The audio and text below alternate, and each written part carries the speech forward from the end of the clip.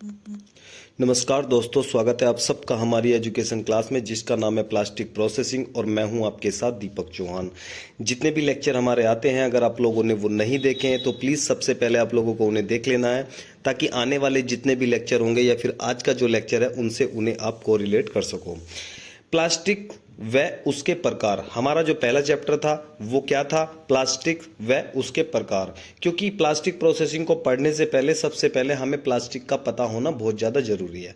कारण क्या है? अगर आप लोगों को प्लास्टिक की नॉलेज नहीं होगी, उसकी प्रॉपर्टी की नॉलेज नहीं होगी, उसके टेम्परेचर की नॉलेज नहीं होगी, डेंसिटी की नॉलेज नहीं होगी, तो प्रोसेस करते वक्त आप लोगों को अच्छी खासी प्रॉब्लम आने वाली है। एग्जाम्पल के तौर पर समझो, मान लो कोई मेटल है, मेटल को आपको प्रोसेस करना है। अगर आप लोगों को प्रोसेस टेम्परेचर उसका पता ही नहीं होगा तो आप उसे गर्म करते रहो 230, 40, 450 कितने भी टेम्परेचर पर आप नीचे उसे गर्म करते रहो, वो मेल्ट नहीं होगा।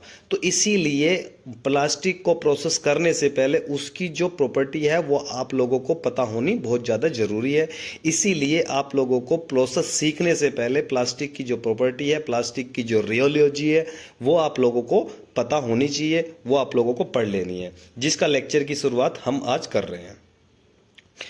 What is the plastic? Plastic क्या है? जब भी आपसे कोई पूछता है कि प्लास्टिक क्या है, कई बार ये इंटरव्यू में पूछा जा सकता है या कोई फ्रेंड भी आप लोगों से पूछ सकता है कि प्लास्टिक क्या है, व्हाट इज द प्लास्टिक। ठीक है, तो प्लास्टिक की जब हम डेफिनेशन देते हैं तो देखते हैं कि प्लास्टिक की डेफिनेशन होती क्या है। ये नोट्स आप लोगों को खुद से बना भी लेने हैं, जो यहाँ पर नोट्स बने हुए हैं, और अगर आप लोग बने बनाए नोट्स लेना चाहते हो तो जो मैंने व्हाट्सअप नंबर आप लोगों को दिया है, आप एक मिनिमम अमाउंट पे करके वो सारे के सारे नोट्स ले भी सकते हैं। तो इसकी डेफिनेशन हम देख लेते हैं। जब दो या दो से अधिक मोनोमर पॉलीमराइजेशन अभिक्रिया की सहायता से एक बड़े यौगिक का निर्माण करते हैं, उसे पॉलीमर या प्लास्टिक कहते हैं। एग्जाम्पल के तौर पर समझो, मान लो कि छोटे छोटे क्या हैं? मोनोमर हैं, और इन्होंने क्या किया? आपस में एक रिएक्शन हुई, जिस रिएक्शन का नाम क्या है? पॉलीमराइजेशन, हिंदी में बोलेंगे बहुलीकरण। जब इस रिएक्शन के द्वारा ये मोनोमर आपस में जॉइंट हो गए, जुड़ गए, एक चैन की फॉर्म में इन्होंने अपने आप को क्रिएट कर लिया, तो उसे हम क्या बोलते हैं? पॉलीमर बोलते हैं। मोनोमर मतलब सिंगल और पॉलीमर मतलब बहुत सारे। तो जब ये सिंगल सिंगल यूनिट थी तो इन्हें हमने मोनोमर बोला, और जब ये बहुत सारी यूनिट आपस में जुड़ गई तो जो यौगिक बना, जो कंपाउंड बना, उसे हमने क्या बोला? पॉलीमर बोला। ठीक है, इसे हम क्या बोलते हैं? प्लास्टिक भी बोलते हैं। नोट: सभी प्लास्टिक पॉलीमर होते हैं जबकि सभी पॉलीमर प्लास्टिक नहीं होते हैं। ये आप लोगों को ध्यान रखना है। कैसे? कि अगर मैं कहूं कि सभी प्लास्टिक पॉलीमर है, बिल्कुल सभी प्लास्टिक पॉलीमर है, लेकिन सभी पॉलीमर प्लास्टिक नहीं है। क्योंकि पॉलीमर तो मेटल भी हो सकता है, वुड भी हो सकता है, एल्यूमिनियम भी हो सकता है, वो भी तो पॉलीमर है, लेकिन वो प्लास्टिक नहीं है। लेकिन जब हम प्लास्टिक की बात करते हैं तो प्लास्टिक पॉलीमर है। ठीक है, ये बात आप लोगों को समझ में आ गई होगी, नहीं आई है तो एक बार रिपीट करके आप जरूर देख लें। अब हम प्लास्टिक के एग्जाम्पल देख लेते हैं कि एग्जाम्पल होते कौन कौन से हैं। सबसे पहले दोनों तरह की प्लास्टिक आप देख सकते हो। आप नेचुरल प्लास्टिक भी देख सकते हो, आप कृत्रिम या सिंथेटिक प्लास्टिक भी देख सकते हो। मैंने दोनों के एग्जाम्पल यहाँ पर दिए हैं। सबसे पहले हम देख लेते हैं कि जो नेचुरल प्लास्टिक होती है उसमें ब्यूनाइस रबड़ आती है, इसे हम नेचुरल रबड़ भी बोलते हैं। ये आप लोगों की नेचुरल प्लास्टिक होती है। दूसरी आपकी लोगों की होती है जो कृत्रिम प्लास्टिक होती है या फिर सिंथेटिक प्लास्टिक होती है। वो कैसी होती है? वो मैन मेड होती है, लैब के द्वारा प्रयोगशाला में आप लोग उसे खुद प्रिपेयर करते हैं, वो नेचुरल नहीं होती है। ठीक है, तो इसके एग्जाम्पल क्या हो सकते हैं? पॉलीप्रोपिलीन हो सकती है, पॉली इथाइलिन हो सकती है, HDPE हो सकता है, LDPE हो सकता है, LLDPE हो सकता है। ये सारे के सारे क्या हैं? ये सिंथेटिक पॉलीमर है और प्लास्टिक का ये एग्जाम्पल भी है। PVC हो सकता है, पॉलीविनाइल क्लोराइड। आप जानते हो कि PVC के पाइप बनाए जाते हैं, ठीक है, मार्केट में लाइट फिटिंग के लिए या फिर पानी की फिटिंग के लिए आप लोग PVC पाइप लेके आते हो। कठोर पाइप भी होता है और सॉफ्ट भी होता है। नायलॉन आप देखते हो, नायलॉन के चप्पल जूते भी वगैरह बनाए जाते हैं। ठीक है, तो ये भी आप देख सकते हो प्लास्टिक के एग्जाम्पल में। पॉलीकार्बोनेट, पॉलीकार्बोनेट आप देख सकते हो, पॉलीकार्बोनेट से क्या बनता है, पॉलीकार्बोनेट से लेंस बनते हैं, पॉलीकार्बोनेट से बुलेट प्रूफ जो जैकेट होती है उसमें भी यूज किया जाता है। आप लोग पुलिस वालों पे डंडा देखते हो ना ट्रांसपेरेंट, वो भी पॉलीकार्बोनेट का होता है।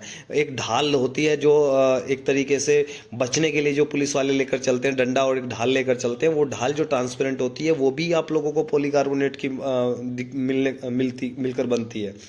ठीक है। इसके बाद में आप इलेक्ट्रिक मीटर देखते हैं, वो भी पॉलीकार्बोनेट के बनते हैं। तो देखो प्लास्टिक से कितनी सारी चीजें आप लोग देख सकते हो कि बनती है, और हर फील्ड में जो प्लास्टिक का स्कोप है वो बढ़ता ही जा रहा है। इसलिए जो प्लास्टिक का स्कोप है वो भी आप लोगों के लिए एक अच्छा फ्यूचर लेकर आ सकता है। पीबीटी हम देख सकते हैं, पॉम है, पॉलीऑक्सीमिथाइल, पीक है, एबीएस है, पम्मा है। ठीक है, ये सारे के सारे प्लास्टिक के एग्जाम्पल हैं। What is the monomer? अब एक एग्जाम्पल आप लोगों के सामने क्या मिला, नया जो वर्ड मिला वो मिला मोनोमर। मोनोमर को हम हिंदी में क्या बोलेंगे, एकलक बोलेंगे। एकलक का मतलब समझो अब आप, ये आप लोगों की कोई बिल्डिंग है, ये आप लोगों की कोई बिल्डिंग है, हो सकता है ये आईटीआई की बिल्डिंग रही हो, या फिर आप लोगों की सीपेट की बिल्डिंग रही हो, चाहे आप लोग देख सकते हो कि आप लोगों की बीटेक की बिल्डिंग रही हो, ये पॉलिटेक्निक की बिल्डिंग रह सकती है।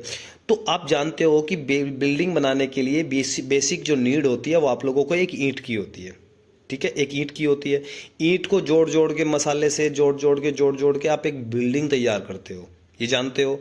तो अब समझो कि मोनोमर क्या है। ये जो सिंगल यूनिट है ईंट की, ये क्या है, मोनोमर है। और जब ऐसी हजारों लाखों ईंट एक गारे के साथ में, या फिर जो मसाला होता है सीमेंट के साथ में आप लोगों ने जोड़कर एक स्ट्रक्चर बड़ा तैयार कर दिया, उसे हमने क्या बोला, पॉलीमर। उसे आपने क्या बोला, पॉलीमर। तो मैं ये बोल सकता हूं, अब ये ईंट है, ये क्या है, ये एक ही खानदान की है। अगर मैं इसमें पत्थर जोड़ देता तो ये दो खानदान की बन जाती, दो फैमिली की ईंटें बन जाती, या पत्थर बन जाता। लेकिन जब मैं एक ही खानदान की बात करता हूं तो ये जो मोनोमर है ये एक ही एटम से मिलकर बना है, एक ही एटम से मिलकर बना है। जब मैं अगर अलग अलग की बात करता हूं, अलग अलग फैमिलीज की बात करता हूं, तो फिर ये क्या हो जाता है, एक मॉलिक्यूल हो जाता है। अलग अलग मॉलिक्यूल से मिलकर ये जो मोनोमर है वो बना होता है। और इस मोनोमर से जो क्या बनता है, आप लोगों का पॉलीमर बनता है। जब आप लोगों ने इन ईंटों को जोड़ा तो एक नई बिल्डिंग बनी, बिल्डिंग का नाम आपने क्या लिया, पॉलीमर लिया। ठीक है, तो इसका एग्जाम्पल देख लेते हैं, डेफिनेशन देख लेते हैं। जब दो या दो से अधिक परमाणु रासायनिक अभिक्रिया के द्वारा एक छोटे यौगिक का निर्माण करते हैं तब निर्मित यौगिक को मोनोमर कहते हैं। ठीक है, परमाणु से जब आप मोनोमर बना रहे हो तो मोनोमर एटम से बना रहे हो, एटम से बना रहे हो। जब आप पॉलीमर बना रहे हो तो पॉलीमर मॉलिक्यूल से बना रहे हो। इसका मतलब थोड़ा सा समझ लो। मैंने देखा कि हाइड्रोजन का एटम है, हाइड्रोजन का एटम होता है, मॉलिक्यूल अभी नहीं है ये। इसके बाद में ऑक्सीजन है। ठीक है, जब H और H आपस में मिले तो ये दोनों क्या हैं, ये एटम है। तो जब ये मिलकर आपस में क्या बनाएंगे, H2 बनाएंगे, तो इसे हम क्या करेंगे, मॉलिक्यूल कहेंगे। जब H और H, O और O मिलकर O2 बनाएंगे तो ये एटम हो गया, ये मॉलिक्यूल हो गया। ठीक है, दो मिल गए। अगर मैं H और, देखो ये डिफरेंस फैमिली का है, फैमिली ये डिफरेंट फैमिली का है, ये डिफरेंट फैमिली का है, इसका खानदान अलग है, इसका खानदान अलग है। जब मैंने H और प्लस O को मिलाकर बनाया, अलग अलग फैमिली के हैं, तो क्या बना, H2O। H2O और H2O एक कंपाउंड है, एक यौगिक है। तो जब डिफरेंट फैमिली के मेंबर एटम आपस में रिएक्शन करते हैं और एक नया एटम बनता है या नया मॉलिक्यूल बनता है, उसे हम बोलते हैं कंपाउंड, बोलते हैं यौगिक बोलते हैं। ठीक है, तो यही बात यहां पर कहने की कोशिश की जा रही है। जो एटम है, एटम से मोनोमर बनता है और मोनोमर से आप लोगों का पॉलीमर बनता है। ठीक, एग्जांपल देख लेते हैं मोनोमर के। इथाइलिन एक मोनोमर है, किसका मोनोमर है, पॉलीएथिलीन का। पॉलीप्रोपिलीन एक प्रोपिलीन एक मोनोमर है, किसका मोनोमर है, पॉलीप्रोपिलीन का। विनाइल क्लोराइड मोनोमर है, किसका है, पीवीसी का है, एटीसी। ठीक है, यहां पर भी आप देख सकते हो, ये देखो सिंगल मोनोमर अलग है, लेकिन जैसे ही पॉलीमराइजेशन हुआ, रिएक्शन हुई, बहुलीकरण हुआ, ये आपस में जुड़ने के बाद में देखो किस इस तरीके से स्ट्रक्चर इन्होंने अपनी क्रिएट कर ली। Types of plastic. अब भाई आप लोगों को पता तो चल गया कि प्लास्टिक होती क्या है। अब प्लास्टिक के क्या टाइप भी होते हैं, बिल्कुल होते हैं, प्लास्टिक के टाइप्स होते हैं, पढ़ लेते हैं जरा।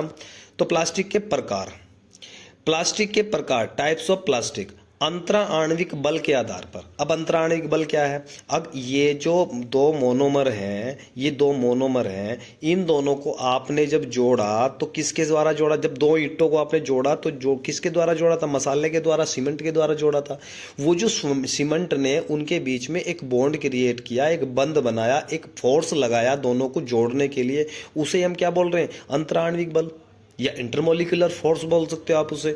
तो जब दो मोनोमर को आपस में जोड़ने वाला एक फोर्स होता है, उस फोर्स को हम क्या बोलते हैं? अंतरा आणविक बल या फिर इंट्रामोलिकुलर फोर्स। तो उसके बेस पर जब हम देखते हैं, आप लोग क्या देखते हो? आप लोगों ने देखा कि भाई छोटे छोटे हैं तो हाइट के बेस पर किसी भी चीज़ को आपने डिवाइड कर दिया। कुछ बच्चे हैं प्रेयर में खड़े हैं मॉर्निंग में स्कूल में, आपने कहा कि भाई छोटी हाइट वाले आगे आ जाओ, बड़ी हाइट वाले पीछे चले जाओ। तो आपने उन्हें डिवाइड कैसे किया? आपने उन्हें डिवाइड किया हाइट के बेस पर। किसी भी चीज़ को जब आप डिवाइड करते हो, उसे कैटेगराइज करते हो, तो उसका कुछ अपना एक स्टैंडर्ड होता है, एक मानक होता है। आपने जब हाइट का मानक लिया तो लंबे बच्चे पीछे हो गए और छोटे बच्चे आगे हो गए। अगर आपने मोटाई का लिया होता तो मोटे बच्चे एक तरफ हो जाते, पतले बच्चे एक तरफ हो जाते। अगर आप काले गोरे को देखते तो आप लोगों को देखते हैं कि काले अलग हो जाते, जो थोड़े फेयर हैं वो अलग हो जाते। इसी तरीके से अंतरा आणविक बल के आधार पर जब हम पॉलीमर को डिवाइड करते हैं आगे, तो पॉलीमर को डिवाइड करने पर हमें कुछ प्रकार के, कुछ टाइप्स के जो पॉलीमर हैं वो हमें मिलते हैं। पहला पॉलीमर कौन सा मिलता है? पहली प्लास्टिक, इलास्टोमर। आप इलास्टोमर देखते हो कि जो निक्कर होता है बच्चे का, उसमें इलास्टिक पड़ती है, आप उसे खींचते हो तो वो खिंच जाती है, फिर छोड़ते हो तो वो क्या है? एक प्रकार की रबड़ है। और जब रबड़ है तो कहीं ना कहीं उनके मॉलिक्यूल जो होंगे, उनके जो मोनोमर होंगे, उनके बीच का जो फोर्स होगा वो कहीं ना कहीं कमजोर रहा होगा भाई, तभी तो खींच पा रहे हो। अगर दो ईंटों को आप लोगों ने सीमेंट के साथ में जोड़ दिया, क्या खींच पाओगे? क्यों? क्योंकि उनके बीच का जो इंट्रा मोलिकुलर फोर्स है वो बहुत ज़्यादा स्ट्रॉन्ग है, आप खींच ही नहीं पा रहे हो। अगर आप लोगों के मॉलिक्यूल के बीच में एक जो इंट्रा मोलिकुलर फोर्स है वो बहुत क्या है? बहुत ज़्यादा वीक है, तो आप उसे खींच पा रहे हो। तो उस पर्पज से हमने देखा कि उन्हें हम क्या बोलते हैं? इलास्टोमर बोलते हैं। इनके जो बीच का जो फोर्स होता है वो क्या होता है? एक वीक वंडरवाल फोर्स होता है। जब मैं फाइबर की बात करता हूं तो फाइबर में क्या होता है? इंटर पार्टिकल फोर्स पाया जाता है, और ये थोड़ा सा इससे क्या होता है? स्ट्रॉन्ग होता है। थर्मोप्लास्टिक की जब मैं बात करता हूं तो थर्मोप्लास्टिक में भी आप लोगों को एक स्ट्रॉन्ग फोर्स मिल जाएगा, ठीक है। या तो आप लोगों को इसमें क्या मिलेगा? कोवलेंट बॉन्ड मिल जाएगा, सहसंयोजी बंध जिसे आप बोलते हो। तीसरा आता है थर्मोसेट प्लास्टिक। अब थर्मोसेट में जो प्लास्टिक है ये बहुत ज़्यादा स्ट्रॉन्ग होता है। इसे तो आप एक बार गर्म करके ठंडा कर लो, दोबारा आप इसे गर्म ही नहीं कर सकते, इतना स्ट्रॉन्ग फोर्स होता है। कोवलेंट फोर्स या फिर संयोजी बॉन्ड आप इसके लिए बोल सकते हो, कॉम्प्लेक्स बॉन्ड बोल सकते हो, ठीक है। तो इनके बीच में जो मोनोमर होता है वो बहुत ज़्यादा स्ट्रॉन्ग होता है, और ये जो है क्रॉस लिंकिंग बॉन्ड बनाते हैं, जिसकी वजह से आप लोग थर्मोसेट मटेरियल को रिसाइकलिंग नहीं कर सकते हो। थर्मोप्लास्टिक को आप रिसाइकलिंग कर सकते हो। रिसाइकलिंग मतलब बार बार यूज़ करना, गर्म करो ठंडा करो, फिर गर्म करो ठंडा करो, तो यूज़ कर सकते हो। लेकिन थर्मोसेट की जब आप बात करो तो एक बार गर्म करो, फिर ठंडा करो, फिर दोबारा इसे आप यूज़ ही नहीं कर सकते हो। कारण क्या है? कोवलेंट कॉम्प्लेक्स बॉन्ड है, 3D डायमेंशन बनाएगा, क्रॉस लिंकिंग बॉन्डिंग हो जाएगी, दोबारा यूज़ ही नहीं कर सकते। जैसे एक उलझा हुआ धागा है, धागा उलझा हुआ है, उसे आप सुलझाने से अच्छा है कि आप नया ले लोगे। लेकिन अगर एक रील वाला धागा है लिपटा हुआ, उसे बार बार आप खोल भी सकते हो, लपेट भी सकते हो। तो थोड़ा सा एग्जांपल आप इस तरीके का देख सकते हो। जब मैं इलास्टोमर और फाइबर की बात करता हूं तो इनकी डेफिनेशन में थोड़ी सी देख लेता हूं। इलास्टोमर वे पॉलीमर जिनके जो मोनोमर्स होते हैं वो आपस में कमजोर वंडरवाल फोर्स के द्वारा जुड़े होते हैं, उन्हें हम क्या बोलते हैं? इलास्टोमर कहते हैं। वंडरवाल फोर्स मैंने बता दिया कि इनके बीच में क्या है? वंडरवाल फोर्स वीक होता है, इसलिए ये रबड़ टाइप के होते हैं। एग्जाम्पल में देख लो, नेचुरल रबड़, बिल्कुल वही मैंने बताया कि नेचुरल रबड़ होती है। पॉलीब्यूटाडाइन, ये भी एक रबड़ होती है, जिससे आप लोग क्या करते हो? एबीएस में मिलाते हो। एबीएस में बी क्या होता है? एबीएस में बी ही ब्यूटाडाइन रबड़ होता है, ब्यूटाडाइन होता है। इसीलिए तो हमने क्या किया था, जो पॉलीस्टायरीन था, पॉलीस्टायरीन की जो स्ट्रेंथ थी वो कम थी, ठीक है, इम्पैक्ट स्ट्रेंथ कम थी। हमने क्या काम करा? ब्यूटाडाइन इसमें मिला दिया, और जैसे ही ब्यूटाडाइन मिला है तो ब्यूटाडाइन क्या है? एक रबड़ है, तो फ्लेक्सिबिलिटी बढ़ गई। जब फ्लेक्सिबिलिटी बढ़ गई तो पीएस के बाद में जब एबीएस बना तो एबीएस की जो एक तरीके से इम्पैक्ट स्ट्रेंथ थी वो क्या बढ़ गई? लगभग 7 गुना बढ़ गई। किसकी वजह से? रबड़ की वजह से। ठीक है। दूसरा हम देखते हैं फाइबर। फाइबर की जब हम बात करते हैं, वे पॉलीमर्स जिनके मोनोमर्स आपस में एक इंटर पार्टिकल फोर्स जैसे कि हाइड्रोजन बॉन्ड के द्वारा जुड़े होते हैं। हाइड्रोजन बॉन्ड भी दो प्रकार के होते हैं, एक इंट्रा और एक इंटर मोलिकुलर फोर्स होता है। ठीक है, जुड़े होते हैं, इन्हें फाइबर्स कहते हैं। अब इनके एग्जाम्पल देखेंगे तो नायलॉन है, इसी का एग्जाम्पल है, रियोन है, इसका एग्जाम्पल है, और एक्रिलिक ये भी इसी का एग्जाम्पल है। ठीक है। Important property of fibres. Fibre से पहले मैं एक इलास्टोमर की भी थोड़ी सी प्रॉपर्टी आप लोगों को बता देता हूं। अब जो इलास्टोमर होता है उसकी जो स्ट्रक्चर होती है वो पैक नहीं होती है। ठीक है, मान लो ये कोई भी एक तरीके से स्ट्रक्चर है, अगर इसके जो मॉलिक्यूल होंगे वो संघन नहीं होंगे, क्लोज पैक जो इसकी स्ट्रक्चर है वो नहीं होगी। एक तरीके से गैस देख लो, गैस के जो मॉलिक्यूल होते हैं वो एक दूसरे के पास आते ही नहीं है जब तक उसे कंप्रेस ना किया जाए, वो अलग अलग होते हैं। तो जब अलग अलग होंगे तो आयतन वॉल्यूम ज़्यादा घेरेंगे, ज़्यादा वॉल्यूम लेंगे तो डेंसिटी कम हो जाएगी। क्यों? क्योंकि डेंसिटी का फॉर्मूला क्या होता है? D बराबर M/V। ठीक है, यानी कि अगर आप लोगों का वॉल्यूम ज़्यादा होगा तो डेंसिटी कम हो जाएगी, मास ज़्यादा होगा तो डेंसिटी बढ़ जाएगी। उसी तरीके से जब मैं देखता हूँ कि जो इलास्टोमर होते हैं उनकी जो स्ट्रक्चर होती है वो पैक नहीं होती है, जिसकी वजह से उसकी प्रॉपर्टी तीन तरह की होती है। पहली उनकी जो प्रॉपर्टी होगी वो उनका क्या होगा? लो मेल्टिंग पॉइंट, जब आप गर्म करोगे तो वो जल्दी से मेल्ट हो जाएंगे। दूसरा क्या होगा? उनकी जो डेंसिटी होती है वो भी लो होती है, यानी कि उनका जो घनत्व होगा वो कम होगा। तीसरी बात टेंसाइल स्ट्रेंथ भी इनकी कम होती है। ये तीन प्रकार की जो प्रॉपर्टी है वो इनकी क्लोज पैक जो स्ट्रक्चर है ना होने की वजह से हम लोग देखते हैं। ठीक है, इसके बाद में जब मैं बात करता हूँ किसकी? फाइबर की प्रॉपर्टी की। और फाइबर का इसमें उल्टा होता है थोड़ा सा, क्योंकि फाइबर के जो मोनोमर होते हैं उनके जो बीच का इंटरमोलिकुलर फोर्स है वो ज़्यादा होता है, तो जो स्ट्रक्चर है वो पैक हो जाएगी, मोलिक्यूल बहुत पास पास आ जाएंगे, और जब वो पास पास आ जाएंगे तो आयतन कम घेरेंगे। और आप जानते हो कि आयतन में क्या होता है, डेंसिटी में क्या होता है, जो आयतन होता है वो 1/, क्या होता है? इन्वर्सली प्रोपोर्शनल होता है, यानी कि आयतन बढ़ेगा तो डेंसिटी कम हो जाएगी, डेंसिटी बढ़ेगी तो आयतन कम हो जाएगा।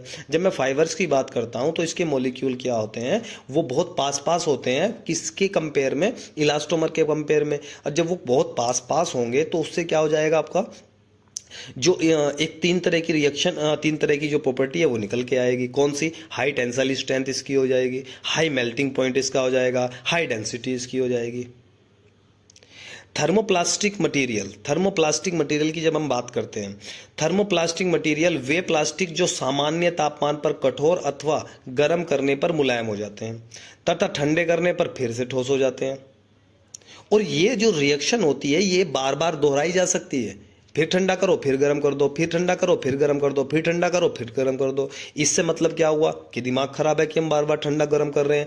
दिमाग खराब नहीं है, इसका मतलब है कि प्रोडक्ट बना लो, गरम करके फिर ठंडा कर लो, प्रोडक्ट को मार्केट में बेच दो, प्रोडक्ट टूट गया, टूटने के बाद में फिर से इसे गर्म करके आप क्या कर सकते हो? दोबारा प्रोडक्ट बना सकते हो। इससे आप बोलते हो रिसाइकलिंग। ठीक है, इसलिए मैं गर्म करने को ठंडा करने को बार बार बोल रहा हूं। ठीक है, एग्जाम्पल के तौर पे देख सकते हो कि थर्मोप्लास्टिक मटेरियल का जो एग्जाम्पल है वो क्या है? पॉलीएथिलीन इसका एग्जाम्पल है, पॉलीप्रोपिलीन इसका एग्जाम्पल है, पॉलीविनाइल क्लोराइड इसका एग्जाम्पल है। इसके बाद में पॉलीस्टायरीन है, एक्रिलोनाइट्राइल ब्यूटाडाइन स्टायरीन है, नायलॉन है, पॉलीकार्बोनेट है, पॉलीऑक्सीमिथाइलिन है, हाई इंपैक्ट पॉलीस्टायरीन है, टेफ्लॉन है। ये सारे के सारे किसके एग्जाम्पल है? थर्मोप्लास्टिक के एग्जाम्पल है। अब क्या थर्मोप्लास्टिक के भी आगे प्रकार हैं? बिल्कुल, थर्मोप्लास्टिक के भी तो आगे टाइप्स हैं, वो भी हम पढ़ेंगे। उसके बाद में जब इनके टाइप्स होंगे तो इनके भी आगे टाइप्स होंगे, वो भी हमें पढ़ना पड़ेगा। तो टाइप्स ऑफ थर्मोप्लास्टिक के टाइप कौन कौन से हैं? कॉमोडिटी प्लास्टिक, इंजीनियरिंग प्लास्टिक और स्पेशलिटी प्लास्टिक। तीन तरह की जो प्लास्टिक है कैटेगराइज जब हम करते हैं थर्मोप्लास्टिक को, तो तीन तरह की प्लास्टिक फर्दर हमें पढ़ने को मिलती है। और ये जो तीनों तरह की प्लास्टिक है वो हम नेक्स्ट लेक्चर में पढ़ेंगे। ठीक है, तो आज के लिए इतना ही। वीडियो अगर आप लोगों को पसंद आती है तो वीडियो को जल्दी से लाइक कर दें, दोस्तों को शेयर कर दें, और चैनल पे अगर आप लोग नए हो तो चैनल को सब्सक्राइब कर लें। और अगर इस कोर्स में आप इनरोल होना चाहते हो तो मैंने स्टार्टिंग में आप लोगों को नंबर अपना दे दिया है, उस पर आप लोगों को व्हाट्सअप करना है, और बने बनाए नोट्स भी आप ले सकते हो हमसे, और ऑनलाइन कोर्स में आप इनरोल भी हो सकते हो। तो मिलते हैं नेक्स्ट लेक्चर में, जब तक के लिए दीजिए हमें इजाजत। जय हिंद, जय भारत।